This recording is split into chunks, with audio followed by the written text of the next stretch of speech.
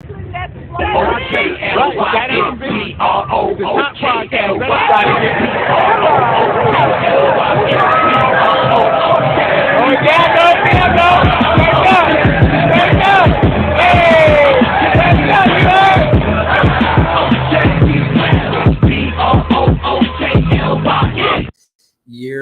is Big Fan Breezy with the Brooklyn Nets vlog, and I'm just pulling up because it's the pre-cap. You got Chilltown Hoops. Shout out to him. I got to speak to him on Players Choice and his channel since then.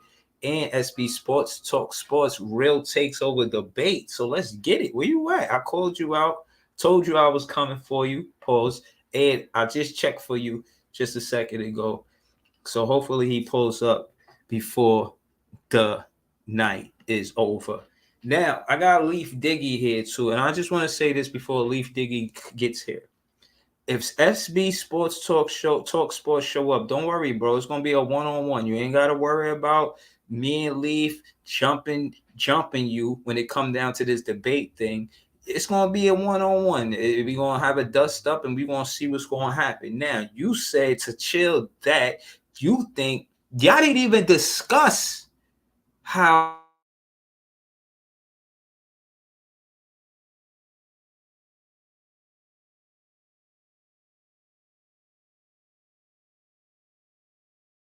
now bring that ass here, young DC, young Fly Voice. Bring that ass here.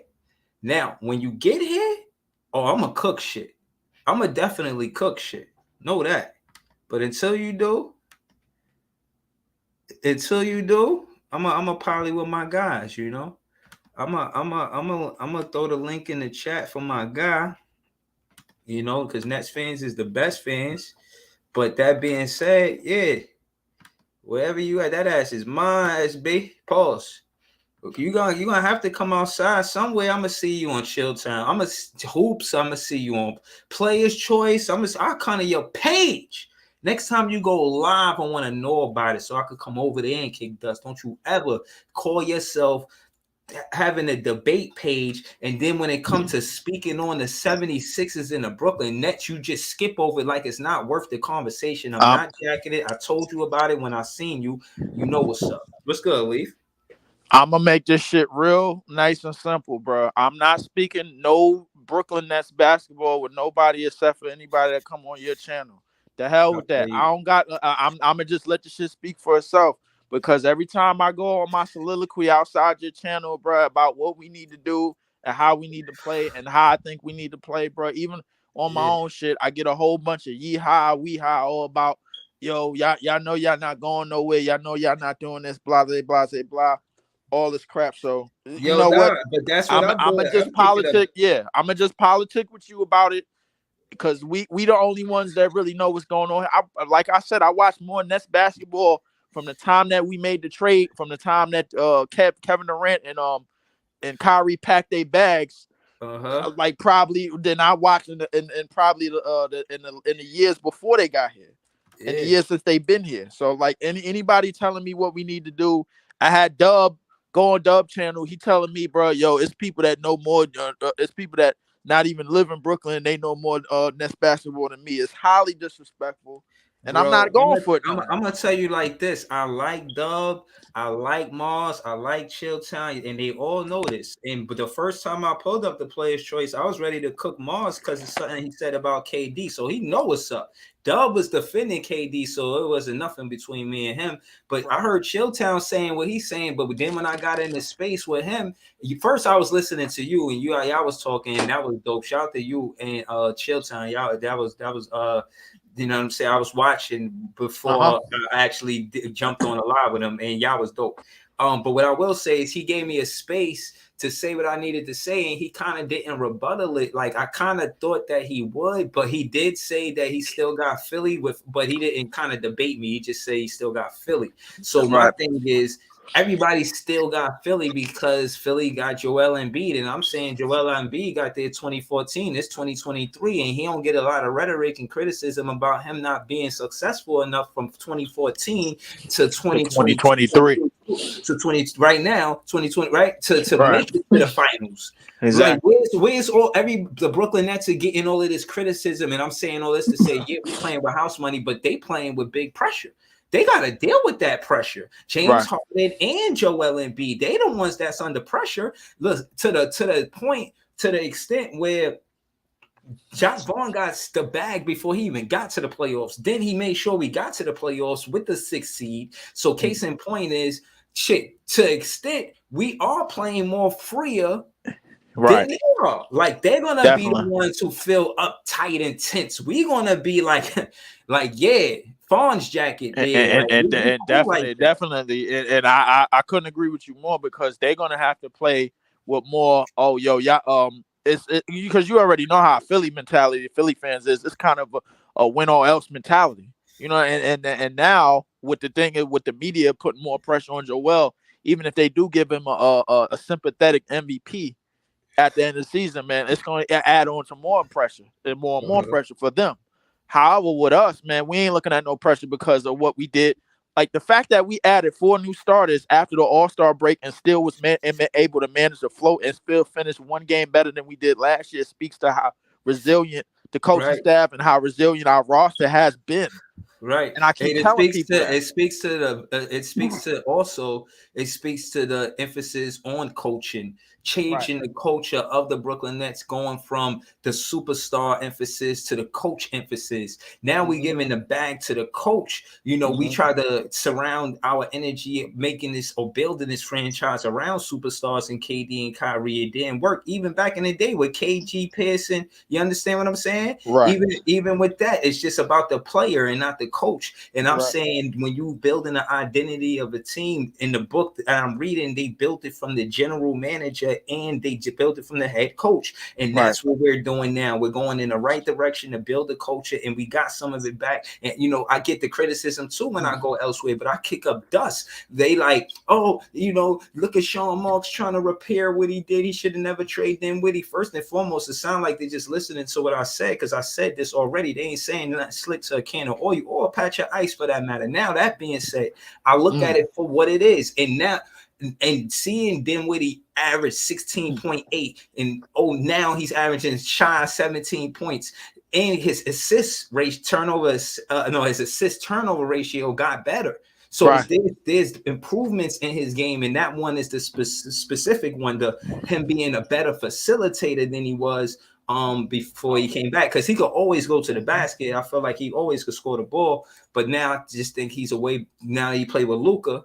You feel what I'm saying? He became way more of a better facilitator. Exactly, and I think to add to that, the fact that all of the new pieces that we got was able to like at least finish the float.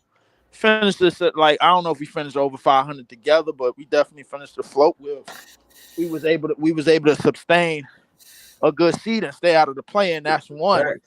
Number two is that all of the stuff that's said about what Mikal is gonna do, what Dinwiddie's gonna. First off, I let it be known, our team is to go way deeper than Mikal and Dinwiddie. That's what a lot of people don't know. Talk your shit.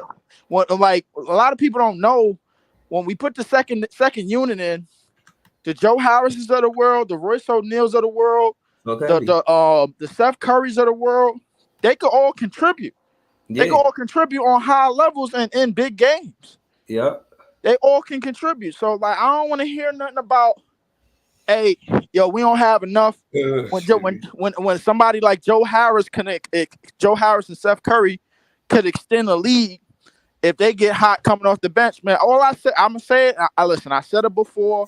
I'm gonna say it again. If we win the assist battle, if we keep the rebound battle honest, and if we keep the field goal percentage, bro, like kind of like to a minimum and not crazy high, and keep it honest, we got a shot in any and every series we play. I don't see. Listen, you could talk to me about these. You can listen. Miss me with that Joel advantage shit all day, man.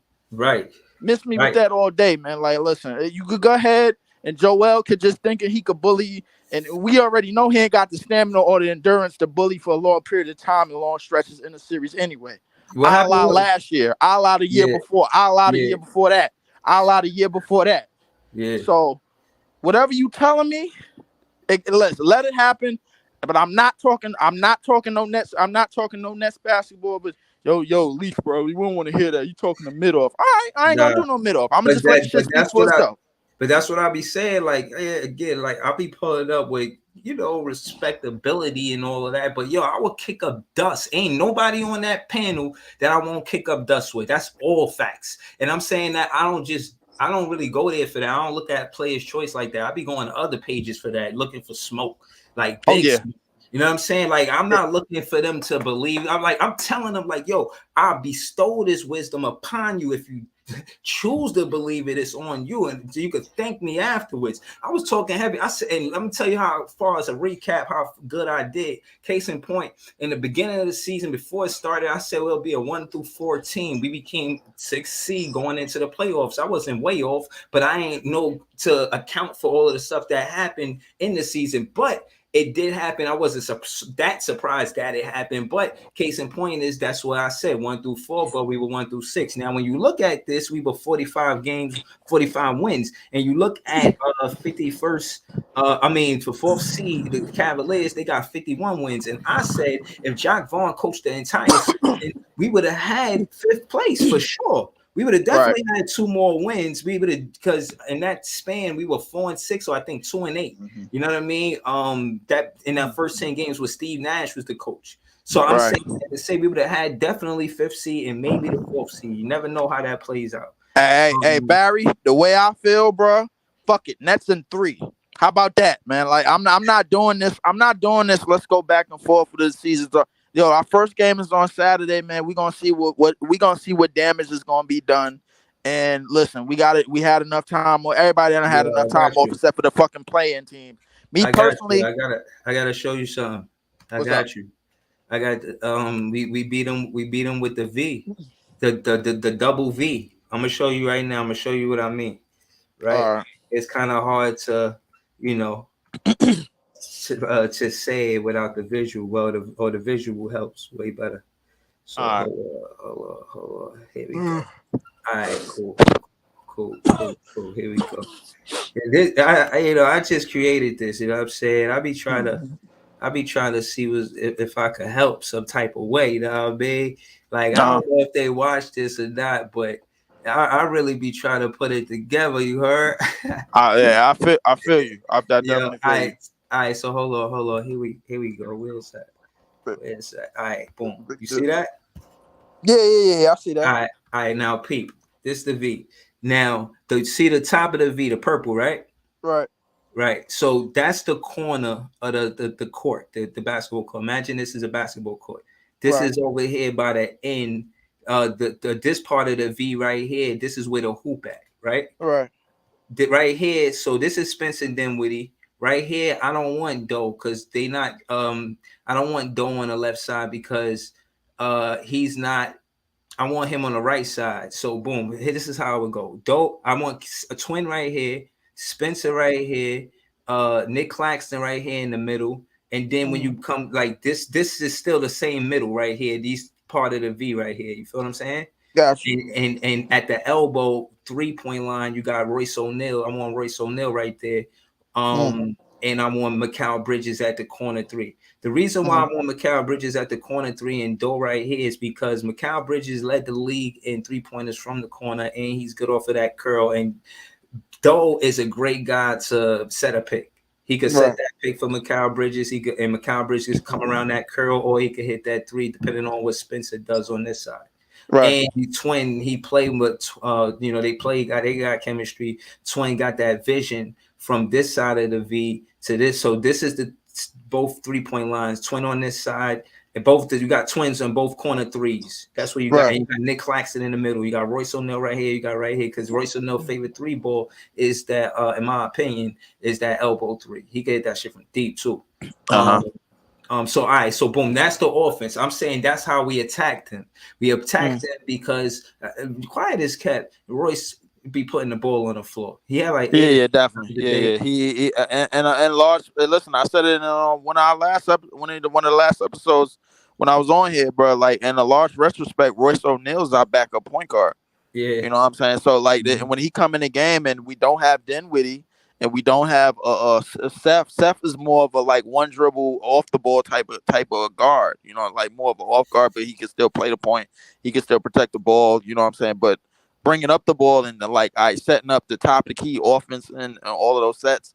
As far as backup goes, Royce O'Neal is in large retrospect is our backup point guard. And a lot of and if people watch the games instead of sitting up here telling me, bro, yo, y'all ain't got enough for this. All y'all know is that Mikal Bridges is going off for 27 a game, and y'all didn't know that he could go off for 27 a game. Nobody knew he could go off for 27 a game. But that's the thing. Again, and let's slow it down because this is where player development comes in. You got a player like Mikal Bridges coming out of college, scoring 17 per. Exactly. NCAA championship, and he's on a team where he's the 10th pick, and he got traded. So respectfully, he's the 10th. And remind everybody that's gonna listen out there. What did he do? When he was on before he got traded, what was he doing on the Suns? You said he was averaging 17 per in college. What was he doing on the Suns before he got here? Averaging 17, 18 per. Yeah, exactly. So my thing is like anybody that ever said, "Yo, wait till Mikal get his own team or he the number one option," thank you, Brooklyn. Right. And again, and I heard SB say that too, but then he was talking spicy, and this is where he got himself in the mix. Now, again, he gonna have to come outside because I don't understand how he could just go past it without a debate and say real talk, real takes. Like, show me what real take is that? You just skip past it. So what's up? So what's up? You shouldn't have said nothing. They ain't even your team. Don't even speak on the Brooklyn Nets like that. That's not even your team. You're a Chicago Bull fan. Shout to y'all on what y'all do. I understand where y'all coming from. And by the way, and to put some respect on them, to throw some respect on them. I had the Bulls winning both playing games, by the way, because I ain't gonna lie. I said Toronto was gonna win that. I had the Bulls winning that. Like everybody want to blame it on DeMar DeRozan's daughter. The Bulls is gonna win that damn game anyway. Because here's the thing: Pat Bev already lit a fire in that locker room, and he got them boys playing different. The key is now with that team, DeMar DeRozan was never supposed to be the go-to guy. He was only supposed to be the closer. It's supposed to be Zach goddamn LaVine. He did what he was supposed to do. He dropped for damn near 40. Right, let's slow it down even there for a second because when they cut down the closer, you watch these games and you see guys who's supposed to be the big guys, supposed to be the leader of their team. They get on that free throw line and they get cold. I see your ball. I see everybody talk about we need to do everything to get what you call them Siakam so we can keep KD. When I seen Siakam miss that second free throw, exactly. I said, yo, that's pressure. That's clutch pressure. That's what that is. It's a make or miss league, and you missed that. That's exactly. And now you got a hole at. So it's like and now Siakam and Van Vliet just became them two dudes that just so happen to have a championship. You know what I'm saying? Because they get put in that pressure situation, and then you do that, and then that's the performance you put up at home. Nah, we don't want you. We don't want you. But now, y'all gonna go back to the JB situation. Then I heard Trae Young was in talks. I'm like, time out, pump the brakes, slow the roll, real quick. Yeah. Ain't a damn thing wrong with the team that we got. I'm gonna say it out louder. Ain't a damn thing wrong with the team that we got currently. Right. I've been said it. The only problem I got with this team, bro, is Dinwiddie as the primary ball handler. Listen, he could be in a starter. I know how you feel about him. I know that's your guy, but me and you always gonna have a disconnect. Something. So we just are. Listen, that it is what it is. If he do good, listen. If we advance in the playoffs this year, I'm considering changing my mind about it. But as of this moment, we had a disconnect about him being a primary ball handler for this team, even though he is playing better than what he's played. But listen, let me explain something, right? A few things. First off, with the Dinwiddie situation, you see him get into that thing with Kyle Kuzma, right? Now, Pete, he's basically saying like some players is out here and they care about what happens because they play in the NBA and the life they live. I'm out here hooping. Got you. Uh-huh. So let's move forward. Now, Right. BG, he says Sixers, 5 of Nets and 7, right? I got Uh-huh. Nets and 6. I'm just going through your questions, man. I'm gonna get to all of the reasons why though. But I got the Nets. I got the Nets in 6 because of momentum, man. And at the end of the day, we playing freely, but we got something to prove. Right before, And I'm gonna answer that question right there that Barry got the bruh. I trust Joe this time around because there's no pressure from high octane superstars a la Kevin Durant, a la Kyrie. mm-hmm, mm-hmm, That's the reason why, bro. When you don't mm-hmm. have no cloud over you, I'm now you doing can my play. job. Do your job. Know what I'm saying? I don't Yeah, know yeah, how it's working. I don't know. I can't call it, man. I yeah, can't yeah. But the thing is, when you don't have no win or die cloud above you, Mm-hmm, we no longer have like the Sixers have because of the energy and because of the history of Doc Rivers, because of the history of James Harden, and because of now the history of Joel. mm-hmm. Now you're not worrying about that. You not only you playing with house money, but you playing with what all our people want to have in this world. Yeah. Freedom, bro. That's basically what you playing with. Freedom. Mm-hmm, It's nobody getting on you about doing the shots mm-hmm. because the thing is, if you miss those shots, now you got Royce O'Neal. But hey, yo, go Yeah. hustle back for that extra play. Yo, go get that. Yeah. Yo, go get that 50-50 play. Go Yeah. go go go get that ball back. But again, like Chill, he like, yo, Breeze, I like how you put it together. I'm like, yo, I appreciate that. You know what I'm saying? I'm Mm-hmm. gonna clip it in some more shit. But Mm-hmm. nah, I said that because some play the Uh-huh. game because they want to have fun. Mm-hmm. Some play to win. That's what Mikal Bridges is going to do. He's playing for a reason. He's playing to say, now y'all already know that y'all should have kept me, and I'm gonna prove it this game. Game Mm-hmm. one, he gonna have so many fans out there. They're gonna love to see him be the number one guy. We in the division. We see Philly 4 times a season, and we Mm-hmm. got the BK block, baby. We got the Mm-hmm. BK block going to Philly for the first game, man. Stop Word, playing, word, man. word. We I gonna hear be that. in the building. I hear Yo, that. Brooklyn Nets fans gonna be there. And We yo, we gonna quick story fucking on that. be there, man. Stop Quick playing. quick story on that. The first road game I went to when the Nets first came to Brooklyn, I had the 3 to 5 year pack. Still gotta opt in like another year because I didn't opt in because the tickets was getting too crazy. But I like we will drop like 19K like the first 3 years. Mm, The first road game I went to was in Philly. That was the time when they had Bynum, and Bynum was in the bowling alley doing some bullshit with that Isaac with that Ike Turner perm and shit like that, bro. Like that. That's yeah. I ain't gonna lie. That the Philly fans is wild. I think that was the last year they had Drew Holiday and Thad Young.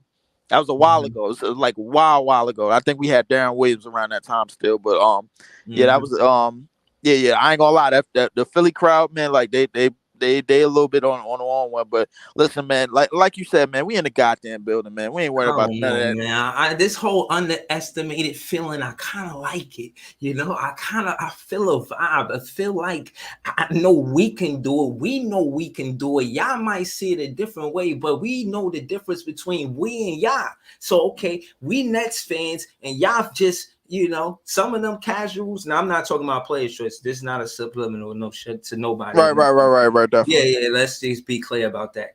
Uh But huh. what I am saying is, when it come down to knowing your team because you watch this said team every game, so you kind of know what they can and can't do. It may surprise other fans because they might just see highlights. But when you follow it and vlog it and recap it and like break it down and all of that, you really see the Mm-hmm. potential of the team or how we could win. That's why And, so many people are upset. And right now, I don't know how fans, far as I'll do a hold on. I would, see what the fans think and see, you know what I mean, far as 100%. Like Cam Thomas in that last game, did he prove that he should be in the rotation in the playoffs? Like, what we doing?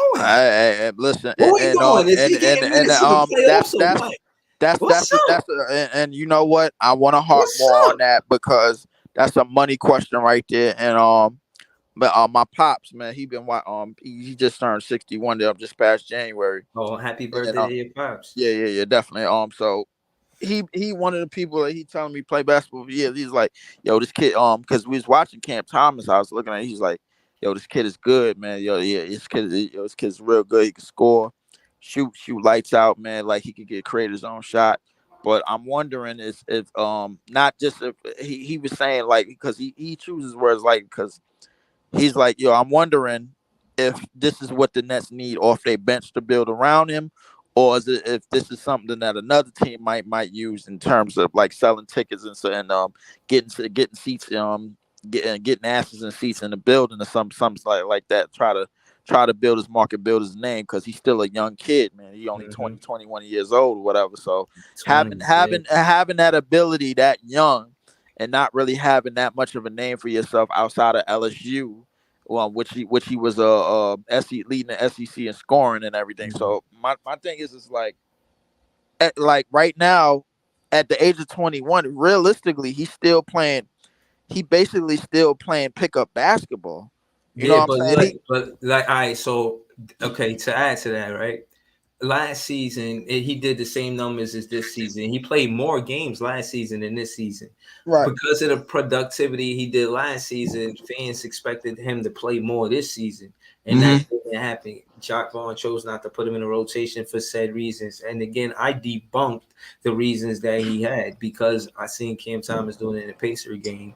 And again, I liked the way he did for his rotations because I think what we're missing about Jacque Vaughn is he's a defensive coach. I don't think he knows how to call plays and do all of that for Cam Thomas. You know what I mean? He don't need he don't want him new. He want him ready. And I think Cam Thomas is ready. And and the reason why I said slow it down is because when you think about last season, he was in a conversation with like 4 of the top 10 players for 20-point games in that season. He had 10 of them. And I was like, about next season, if they give him more minutes, he'll get 20 of them or more, or average 20 even. So he done messed around and average 40, bro. Like right. But that's what I'm saying. But again, Falk ain't close to contract yet. Everybody knows that it's gonna be hard for the Brooklyn Nets to keep Cam Thomas. But again, my thing is the pressure that Jacque Vaughn has to deal with of not putting Cam Thomas in, knowing he's a bona fide scorer. Like you go into the playoffs and you can't. How many times could you walk? You know what I mean? Like you gotta see him in your peripheral. You know what I mean? And not listen. And I'm on you. Everything that was ever said about Cam Thomas on your channel is 100,000, 100%, million% true. I grave on that. However, I think what Jacque Vaughn and what your coaching staff and what other coaches and the other GMs and coaching staff is looking at, how can just his scoring alone fit on a team? Because right now, what they trying to turn, I think what Jacque Vaughn ultimately trying to turn him into, like in a short period of time, was something outside of just scoring. You know what I'm saying? Because we all know he could score. We all know he could create his own shot. You know what I'm saying? What he wanted, what he is looking for him to do is create with others. So like, let's face it, bro. Outside of Dinwiddie, like we really don't have no creators on our team realistically. You know what I'm saying? In terms of like not in terms of guys that could create for themselves and then get their own shot. Not just that, but guys that could create for others. So in a larger retrospect, Cam Thomas being able to put up 40 something points, it helps, but it's in a situation like, okay, what else can you do to open up more parts of your game? Like I give you a perfect example. We all know Steph Curry can shoot the lights out, right? The thing is, what opens up more portions of his game is the fact that now that he can shoot, the floor is more open for him to drive and dish and do other stuff, the little things. You know what I'm saying? Like and defense. All right, how can we hide Cam Thomas defensively and put him in positions where he could just get in passing lanes and stuff like that? So what I'm saying, what I'm saying is in a transition game, right? I'm with you. In a transition game, the Philly, they trying to run up and down. You don't want to put Cam Thomas in there running with Day'Ron Sharpe. Because let me tell you something. Day'Ron Sharpe is good, but he better with Cam Thomas out there. Yes. Ed Sumner good, but he better with Cam Thomas Cam out there. Thomas out Put there. Ed Yeah, Sumner, right. Cam Thomas, mix that up. I'm not Right. saying either or. I'm saying put both of them in there. I said, hold on. I just want to say this last thing, real quick. I wanted to say that Ed Sumner and Cam Thomas showed us that they deserve to be on the floor together. Yes. Yes, they do. And I've been harping on that. And I think me, you, Jay, anybody that talked about that situation, we all agreed. However, coming down to the playoffs, like I already told you about the Maxey situation, because off our bench, Cam Thomas, Ed Sumner, We got it, Day'Ron though, Sharp, bro, like they have to prove that they could do enough to match and slow down Maxey. So we got to slow him down with Ed Sumner, and we got to kind of match him with Cam Thomas, and then we got to match the other intensity off that bench with the Joe Harris's when he hitting threes and getting hustle plays, Royce O'Neal when he hit getting hustle plays and hitting threes, and Day'Ron Sharp keeping plays alive and winning the battle on the boards. That's one of the that's some of the biggest game. That's one of some of the biggest factors for us going into this series. And I'm just talking about this series. Now, Cam Thomas, like what? Listen, the fact that there's no big superstar there, and like I understand why This is the perfect time to plug Cam Thomas in off that bench and let's see if he could go crazy against the second unit of the 76ers second unit and go crazy with that unit. But like putting him in key minutes, sometimes you'll get a little bit smoke screen, because if he going off too crazy, you won't want to keep him in the late stages of the game, and that might cost him like against some starters. You know what I'm saying? So like, and I've seen that in the past with like bench players. Sometimes you might keep a bench player in for too much offense when you need more stops. You know what I'm saying? Because that's what Cam Thomas is right now. He's just somebody that could spark up, get hot real quick, and get his shot real quick, and he's the best shot creator on our team. There's no doubt about it. Mikal is definitely up there, but Cam Thomas, elite shot creating on our team, and could get a lot of space on our team. Yo, Barry, chill, man. Listen, it sounds funny to you, man, but that shit not funny. I just want to say this. I like the fact that Cam Thomas got that slogan, "Ain't shit funny." Because you got fans like BG who think Cam Thomas not getting playing time is funny. Let me tell you something. Cam Thomas can easily, with the said minutes of the best player in his draft, whoever in his draft, whether it be Giddey, whoever, he get the same minutes. He's in those same conversations with those players. I don't know about Giddey. Giddey just dropped a 30-point triple double. Yeah, Giddey, nice. Giddey, but what I'm saying is, Giddey's out of control. He's in those conversations with Giddey. I'm confident that he can play better. I would say in terms of minutes, how could he learn the floor when the teammates is always changing? And in terms of scoring, he's a scoring guard more than right. In terms of scoring, bro, like I definitely put him on the highs of the highs. But my thing is, the big question is with the score. Well, his crazy scoring and his crazy outbursts of scoring open up other portions of his game, like playmaking, setting other guys up, making it easy reads for other guys. Because we all know he could play 1-on-1 all day. We all know that. But right now, at the age of 21, you so young in the league, man. You like. The league is like, to him right now, he basically still playing pick up basketball realistically. Like he gotta learn how to play in the sets and learning how to read and react more, bro. Like I disagree with that, bro. Like I heard you say that before, and I see you brought it back. I want to let you know that I heard a post-game interview with Cam Thomas in the summer league. He said, and I quote, "In the fourth quarter, it's winning time." He don't care if it's the summer league or the playoffs. He's going to play hard if you give him the opportunity. And what I'm saying is, yo, man, listen, Cam Thomas is a light you gotta let shine, bro. Okay, all right. So here's the bright star.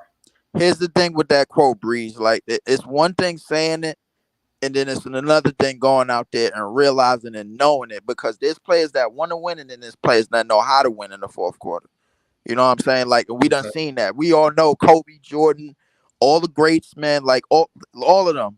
Like, and the crazy thing, What about the criticism you think he get for the record he had for the big games he had? He had like one for he won the we and then again we won the because Ed Sumner, man, he showed up big that game. He played great in the first quarter. He was the one who started it off. You know what I'm that saying? you I talking remember that about game. the Washington game, right?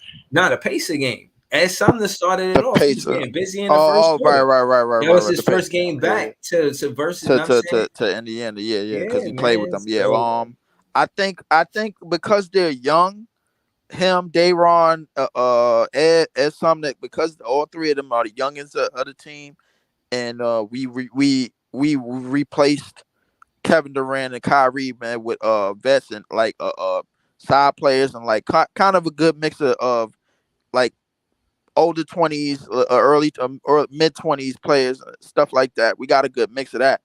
I think, but with them still being like those undercard players and them young players that was supposed to be taking over the team, they had no idea that the Dinwiddies and Mikal Bridges and Twin and like they had no idea that these players was gonna help as much as they're helping our team now. And a lot of us didn't. When they first got over here, we was getting smacked by 60. Like, come on, bro. Like, let's be honest, bro. It was some sad times up in here, bro. Like me, you, Jay, bro. I'm like, yo, listen. I don't yeah, know. Like it. Listen, and we could have packed it in. And I was thinking about. I'm like, yo.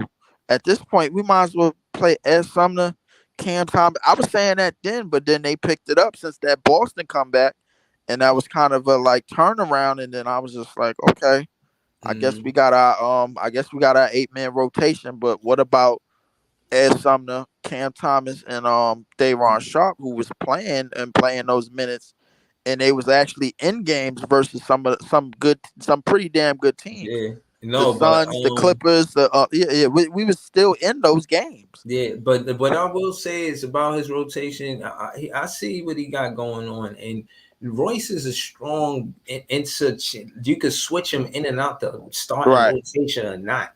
right, Like at one point in the season, in the beginning of the season, he was leading the league in minutes. right, That was the reason why he took off for the Pacer game.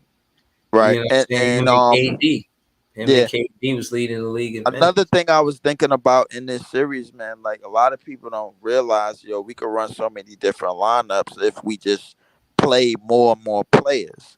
Like at some point, if we do end up putting Claxton and Dayron Sharp out there together, like Claxton is one or two players that had 150 blocks and over 50 steals this season.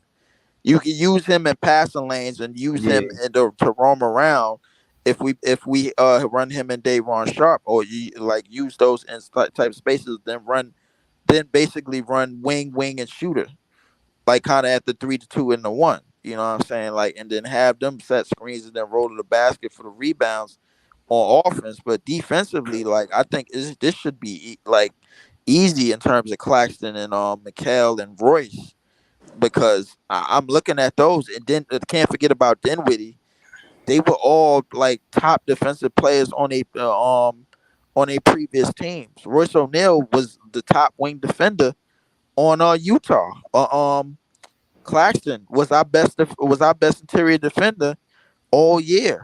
Mikal was the point of attack defender on the Suns. Finney hmm Smith was the best defender on this team, man. So I'm thinking about, defensively we should have a great point of attack. We shouldn't be holding teams to lower scores because we know how to control time of possession. That's the one thing Dinwiddie is getting better at. I give you credit for that, and controlling pace and controlling time of possession. yeah. No, I give you that. I kind of want to stay with you with the defensive side of the ball. I think that surprisingly Nick Claxton was holding the core of the defense, Right, and also don't overlook the fact that they were willing to build around Claxton right, because right, ultimately that's the piece that stayed. right. Everybody else different, right? And it kind of seemed like we did build around Claxton because we put more space and pace players and more versatility around him. That way he could still be the rebound and the shot blocker and be the big man hmm like he been doing. You know what I'm saying? So. Spencer Dinwiddie said, quoted, he said something to the nature of Clax is one of the most talented players he ever seen. And Dinwiddie he's really open, like far as expressing, and you see him in his interviews. He's always savvy. You know what I'm saying? Yeah, definitely. Yeah. He definitely savvy interviews. But the thing, the business with him and Kuzma, I'm kind of mixed about it, man, because I still think Kuzma got a bright future in this league, and I think Kuzma over in Washington, like they was at least trying to at least stand for something, because if you go look at that Washington team, really it was Bradley Beal that took a step back, because he went from averaging 30 something a game, and now he basically playing team ball, averaging under 25 a game, and still shooting over 50 something percent, and averaging like 5 rebounds and 5 assists. But right now he kind of No, hold on. I want to say what up to Iceman real quick. Yo, what up? He was just holding it down. Yo, what up, Iceman? How you doing? Come on, man, because I'm sick to my stomach. Everything I see is Sixers on YouTube, man. So I'm like, yo, when is Breeze coming on to season it up with some of this material, man?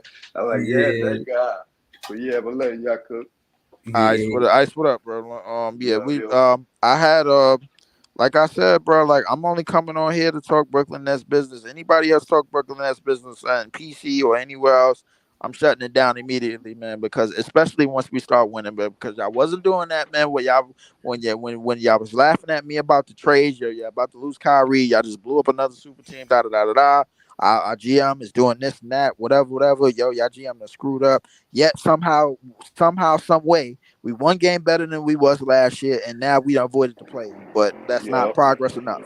We gonna win. We mess around, win one playoff game. That's not good enough. We mess around, win one playoff series. Yeah, y'all won one playoff series. Didn't y'all do that when y'all had Katie? We won another playoff series. We got lucky. We won another one. We got lucky. What's gonna be the next excuse? That's the national media, bro. They giving the Hawks more credit than us. I'm like, yo, is it crazy like that? Like they disrespecting us like that? Like realistically, realistically, and I know why they doing, and I know why they doing that, because before the season they had the Hawks to do some things. Because now that when they picked up DeJounte Murray, that was supposed to be like the extra piece, the extra ball handler to basically give Trae Young a break. But realistically, they didn't win that game the other night against Miami off ball, and they won it off of rebounding. Clint Capella was looking like Rodman. Yo, yo, that dude was looking like Rodman. Right. Bro, I ain't never seen nobody clean the glass like that, man.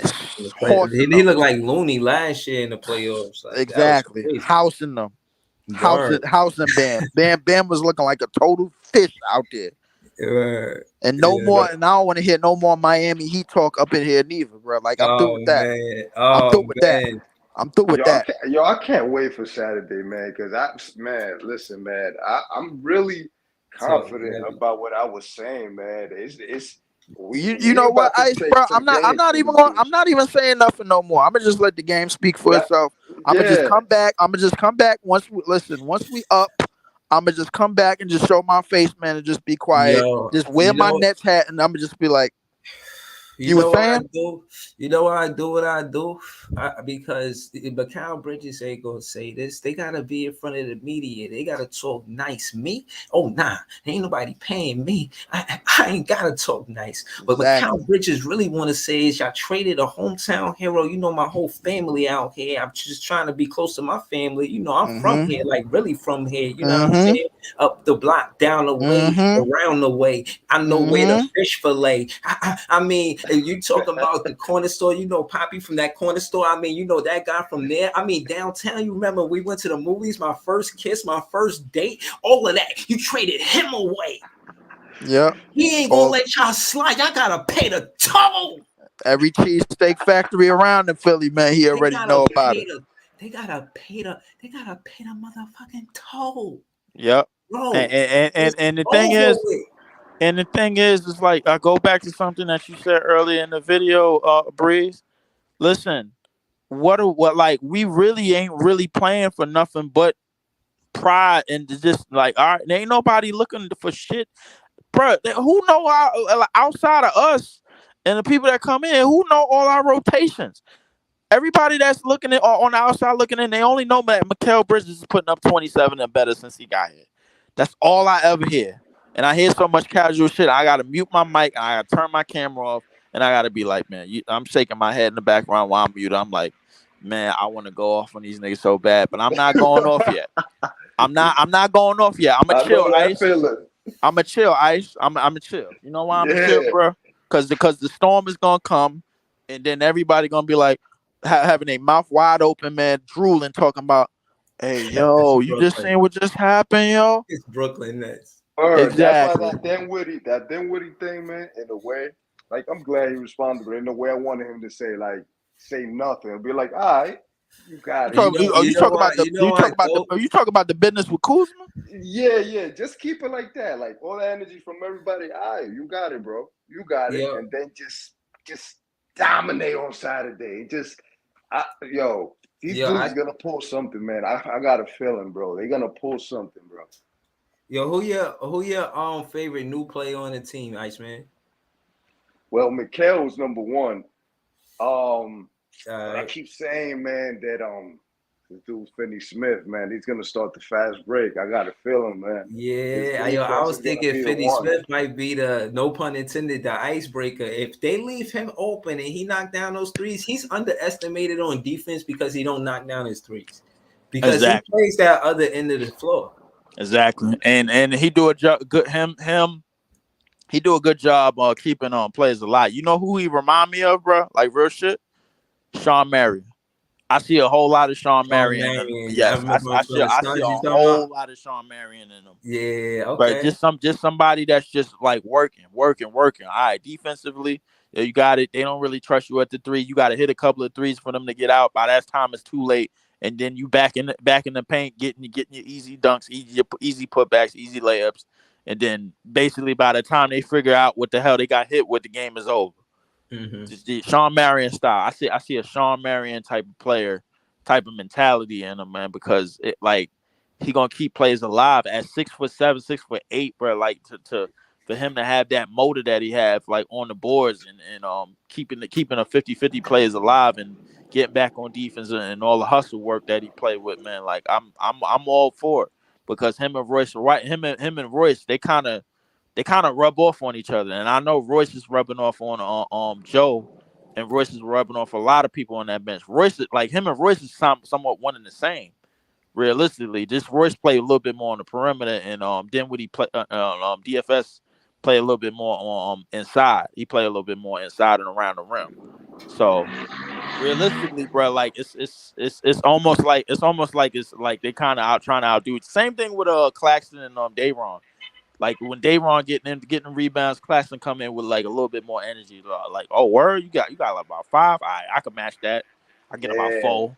Yeah, you know what I'm saying. So I'm looking to see that. Now, this is not me underestimating Philly at all. I understand that Maxey is probably the best bench player coming into the series. Oh no, I understand. Break that part down too. Yeah. So my thing is on him. I listen.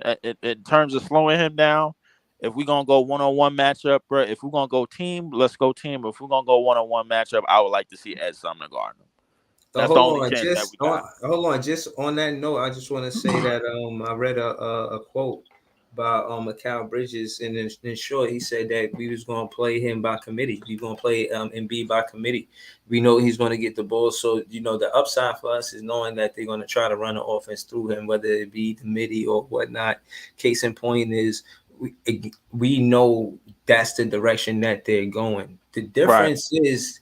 And I was saying this because of all the stuff I said prior, and not just trying to be funny. I think Mikal Bridges could be part of the reason why we still home court advantage from the Philadelphia 76ers. If we didn't have Mikal Bridges on this team, I wouldn't say that about Kevin Durant. I wouldn't say that about Kyrie Irving. It's who he is. It's him. Right. He's an NCAA champion in Villanova. Hometown, bro. Listen. So and I get what you he's saying, a Brooklyn hero right now, man. He ain't no chopped cheese, man.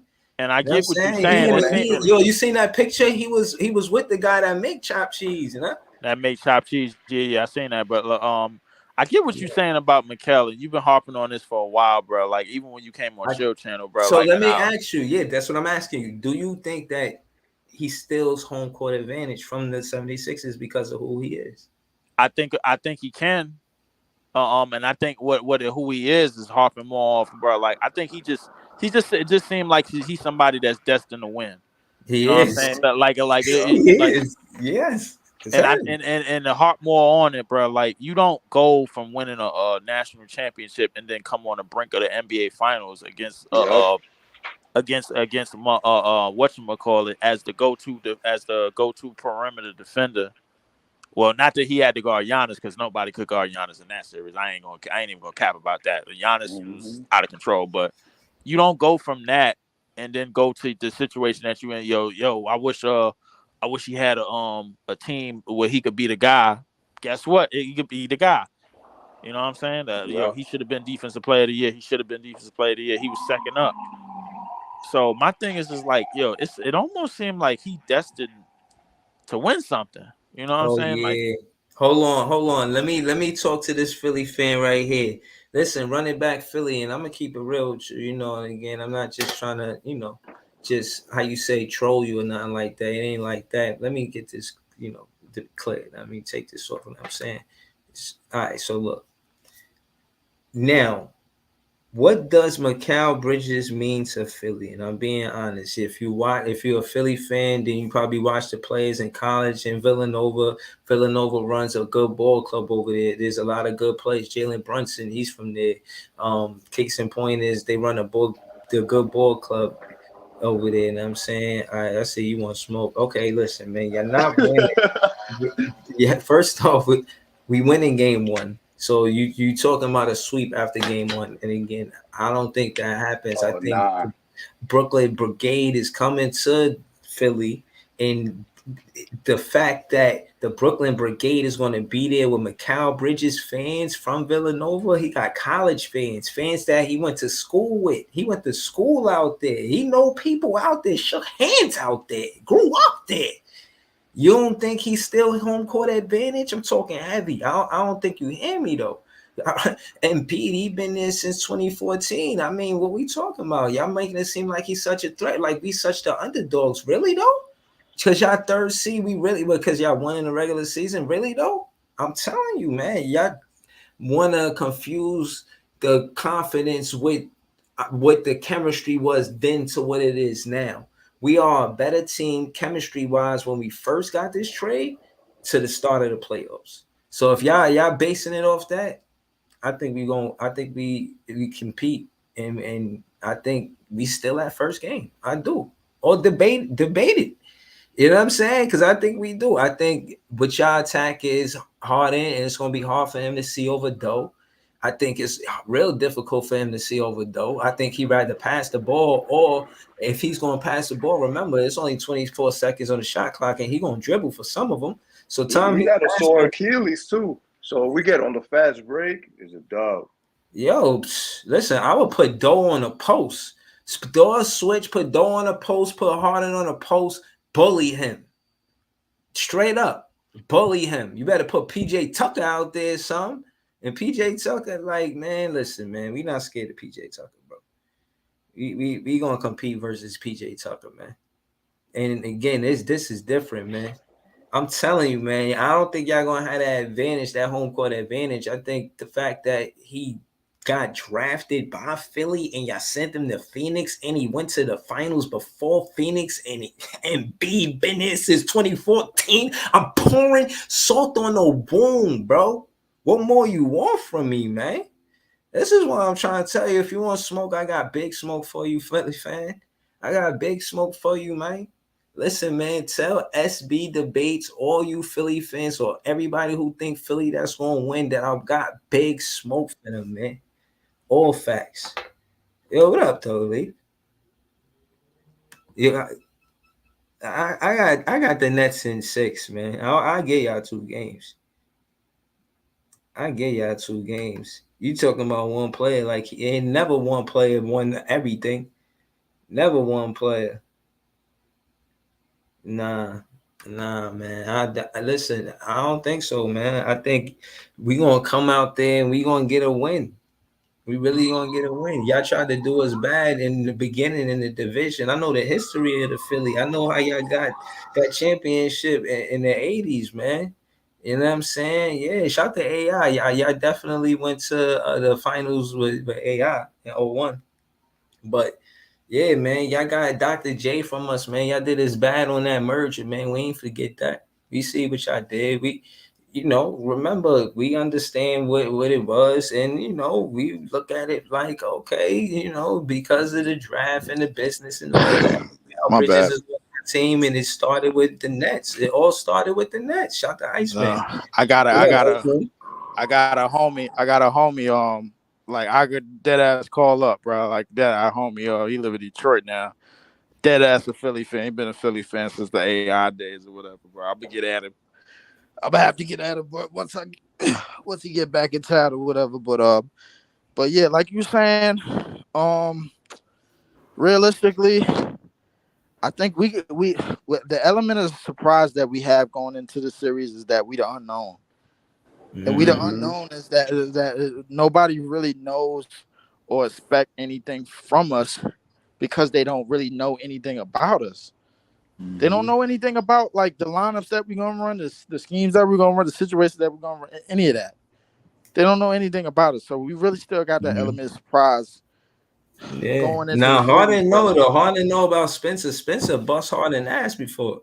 Pause. I listen, say Harden is basically like holding on to a thread as far as like what he could do in the playoffs and what he's supposed to do in the playoffs. He's holding on to a threat as a number two now. Now he's starting to see like the beginning of the end, realistically. So because right now it's really the beginning of the end for him. You know what I'm saying? Mm-hmm. So I mean, like, because once the second that Joel endurance and Joel's true endurance in the postseason starts to show, then what happens? True. You know what I'm saying? So like that's the thing that you got to harp on, and that's the thing that you kind of got to you know be aware of, because like once that starts to happen, and it's basically a wrap for it. You know what I'm saying? So I don't know, man. Listen, I done said all I'm gonna say on this series. I'm not speaking to nobody unless it's y'all about Brooklyn Nets basketball, win or lose. I'm not doing it. I'm not doing Facts, it, bro. bro. It's every channel, bro. ESPN, everybody. mm-hmm. Oh, Philly's supposed to take care of Brooklyn. They're gonna take care. I'm like, yo, Mm-hmm. bro. What the That's because everybody is such fucking Democrats. They just go with the popular vote. Yeah. Mm-hmm. That's all it Yeah, is, yo. bro. And that's the thing. Like I come here and I know for the fact that just watching this team and knowing what chemistry mean and seeing us get it late in the season, we lost that 6 game, but we won 5 out of 6. So we playing better basketball than anything. And we had like 2 games where we had 30 plus assists. Like we scored 27 in one of those, 27 assists in one of those, and I keep trying to emphasize on that stat because that's the biggest chemistry stat. You know what I'm saying? It says the ball, the rotation, the motion, and I think we got this week to get into that. I think they probably practice it right now. You know what I'm Yep. saying? I think they did. Well, I will say, I think they took advantage of practicing. You know what I mean? And before the playoffs. Yo, but aside from Dinwiddie, nobody said anything yet, right? Everybody's quiet right now, right? What you mean? Then what he Like, has talking anybody heavy? had like interviews and stuff like that? Nah, yeah. Then what he went at it with Kyle Kuzma, Yeah, and that's about it then. That's cool. That's cool. Just keep it like that. Just have them thinking and stuff. but Spence, he focused. He want to win with the Mm-hmm. Brooklyn Nets. He not gonna be distracted by Kyle Kuzma. You know what I'm Fact. saying? Like he's gonna play basketball. He's gonna make sure that he's focused. I don't imagine Spencer out there missing shots like, oh my God, it's because of what Kyle Kuzma said. I just don't. I give Spencer more credit than that. You know, I think he's going to be more focused than that. I think he's going to be out there hooping. I think he's going to prove to the Brooklyn Nets because he got a chip on his shoulder with the Brooklyn Nets. He's going to prove that I could get to the second round. Y'all did that for 4 seasons. Did all y'all did. Y'all should have just paid me in the first place. I think that's what. I think, and to add to that, and one of the things I always kept saying about Dinwiddie, because I'm still like I understand how you believe in him, but my thing is just him for not to get rattled.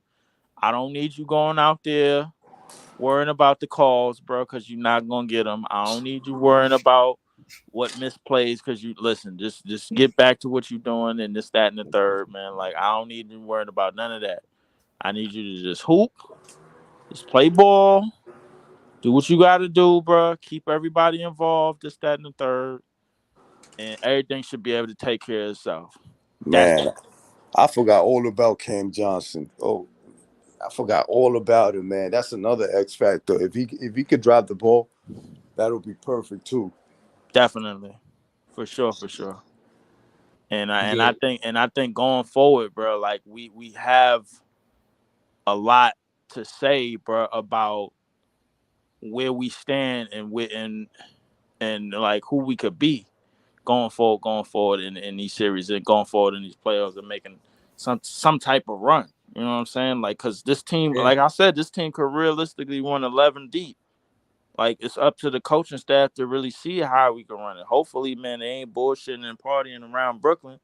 You know, now that the weather's high. I'm gonna keep it. I think again, a twin. He's somebody that was on a rookie contract, got a big contract and whatnot, but he got something to prove. This could easily be. It could easily be a 1-2 punch, especially if they get far.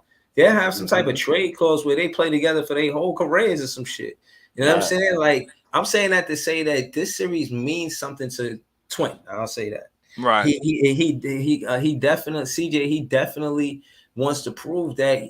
Again, I think the matchup is key to what Iceman said. That matchup is key, bro. With him and Tobias Harris, if he outplays Tobias Harris, if he's able to put pressure on the rim, attack the rim, like I like how he slashed. You know how we used to play that? Definitely. You know how we used like Bruce, what's his name? With the floater of that Bruce Brown. When he used to come, he used to have that flow. I said, I wish he would dunk it sometime. Dunk that shit, Twin is dunking it. Yeah, exactly. What? And we win those games when he playing gritty. Like we win those games though. Yeah. One more thing before I raise up out of here. I gotta charge my phone. One more thing. I think and I'm gonna do a motivational rant video tomorrow. I'm just post it up, put it on every Nets page that I know on Twitter, whatever. Right. But the thing that we have to have going focus is not to get rattled by the no calls or the missed calls, because there's going to be a lot of that going on because we on the back nine and because Joel Embiid is basically the only real star in the series. Like that's just a fact that like we not going to say like we ain't missing nothing, but we not going to sit here and act like it can't be done. Facts. That's the whole thing about it. Because if you sit there and act like it can't be done, then the series is basically already over. You know what I'm saying? So my thing is like, just keep the poise, keep the energy, keep what you're doing, and keep to your game plan, and everything will work out, because these fuckers could be beat, man. Listen, they not as good as advertised, and we all know that, man. I'm going to holler at y'all, man. Y'all Brooklyn fan bam. I'm only talking to y'all niggas about the Nets basketball. You already know. I refuse to talk to anybody else. They don't know nothing about my city. Stay the hell away from the damn bridge. It's that simple, man. Breeze, man. I love y'all. Ice, I love y'all, man. I'm out of here, man. All right, peace, bro. All right, man. Word. Shout out to Ice, man. Shout out to Leaf. Yo, man, I see running back Philly in the chat, man. You see what I got scrolling across. I mean, stop playing. Shout out to Sixers, our fraud. Shout out to the whole chat. Shout out to This Is JTV. Shout out to BG. BG was asking some good questions. I ain't gonna lie. Hold up. He was like, what he said? Do we trust? He said, do we trust JV? Yeah, man. I trust JV, man. He's a defensive coach. I think runs are gonna rule a game, man. Because a good coach is gonna call a timeout on a run, and you're gonna need your timeouts. So this game is gonna be about runs. So that's why they're gonna try to feed. They're gonna try to look for that 1-2 punch with with MB on a, you know what I mean, on the block. So, you know, we gotta be the ones that make sure that we know that if he right-handed or left-handed, which way he comfortable passing, like, you know what I mean, play the passing lanes. You know, I think we got a good, because we got so much of a wingspan, we could utilize our wingspan to block their passing lanes to make it difficult, get deflections. I think the emphasis on defense for the Brooklyn Nets is deflections. If we can get deflections, we can win the game. Deflections. Get 77. I like our odds if we get deflections. It's Big Fan Breezy with the Brooklyn Nets vlog. You guys have a good night. I'll be back soon. But for now, just know we ready. Big Fan Breezy with the Brooklyn Nets vlog.